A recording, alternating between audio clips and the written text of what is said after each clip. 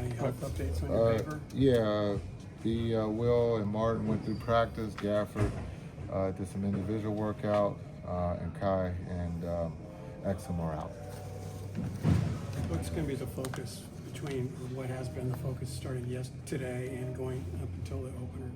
Yeah, I think today was more review, some cleanup stuff, watching the video from the last game, things that we did well, and then things that we have to continue to keep working at. It was good today. I thought guys did a really good job in the film room, and then bringing that information onto the court. Everybody always asks, does a team have an identity? Does this team have an identity? Is it too early yet? Yeah, we're always looking to, label something, and so identity is in search right now. I think understanding goals and things that we're talking about, being the best defensive team in the league or one of the best, understanding what that takes, and so hopefully here in the next couple of weeks we can start identifying who we are as a team. What are some of the advantages of having that tall ball lineup? Yeah, the big group, being able to play a little bit faster than probably expected, defensively setting the tone, and then being able to rebound the ball on both ends. Jason, you said, as early as June, we're going to put the ball in Cooper's hands a little bit. I mean, how did you know right away that was what you wanted to do? Was it just stuff you saw at Duke when he came in and worked out? Yeah, I think there's a combination there. Things that I did see at Duke, things that you can see that are going to take place with just the roster, with some guys out. Understand the more ball handling that we have or playmaking on the floor, it gives you a chance to compete at a high level. And so I thought he could do those things.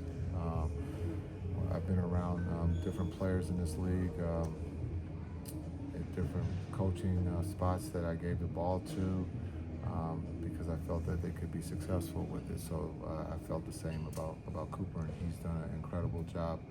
I'm not saying I use the word uncomfortable. I think uncomfortable sometimes can be taken out of content, and in the sense of understanding that he hadn't done this a lot at Duke, but in the half court you could see that he can play make and he can run a pick and roll. So I thought in this league we can expand that, and he's done a great job with it. Yeah, I was just going to follow up. I mean, how much did doing that with Giannis and the success of that, inform we want to do this too? If you know. We're going to continue to do it. We're going to continue to, have him have the ball. We're going to, work. There's going to be good days, and there's going to be days where he's got to be better. But that's just, at 18 and getting the reps. We're starting the reps now, so that 2-3 years from now, that it's just the norm. It seems like every year, Jason, we always talk about how stacked the Western Conference is. How do the Mavericks match up against the stacked West again? The West is deep. It's 14, 15 teams. There are no off nights, right. And so you got to be able to compete.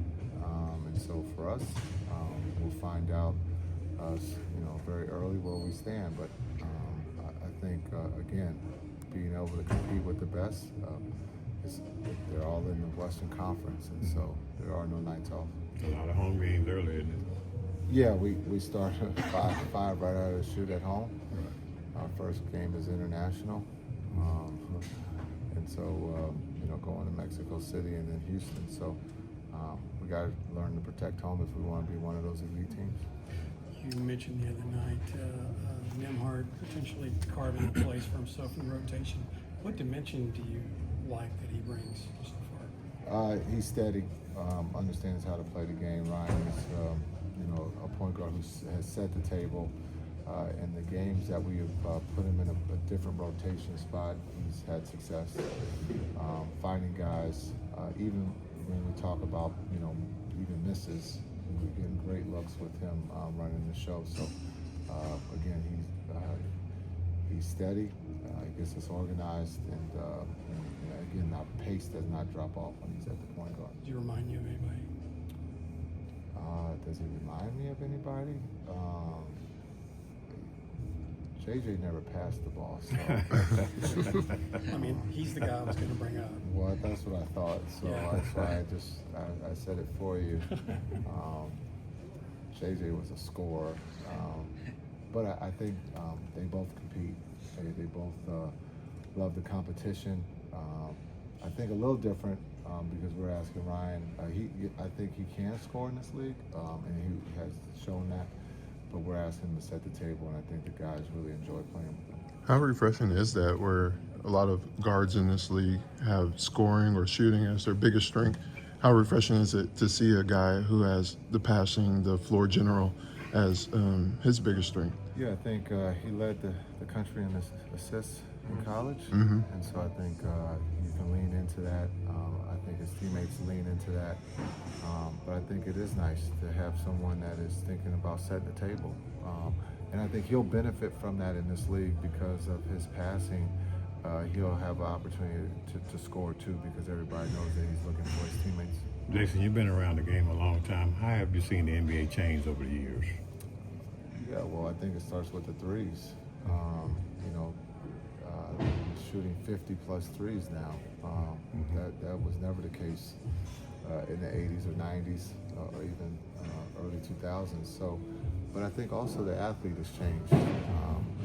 They're bigger, they're faster. The IQ guys understand the game. They pick up the game very quickly. So it's changed for the better. But now you have guys who are 6'8" or 7 feet that can handle and play the point guard and be able to run the offense. So I think it's grown and it's going to continue to keep growing. Was it a little bit more physical back then? No, yeah, in some areas, yes, and I think the physicality is starting to come back. We just don't want the physicality to come back where it takes away from the game and puts a player in danger. In the 90s, it was a very physical game, a lot of holding. But now I think that we're trying to get to a point where you can play defense, and so I think the league has done a really good job of trying to do that.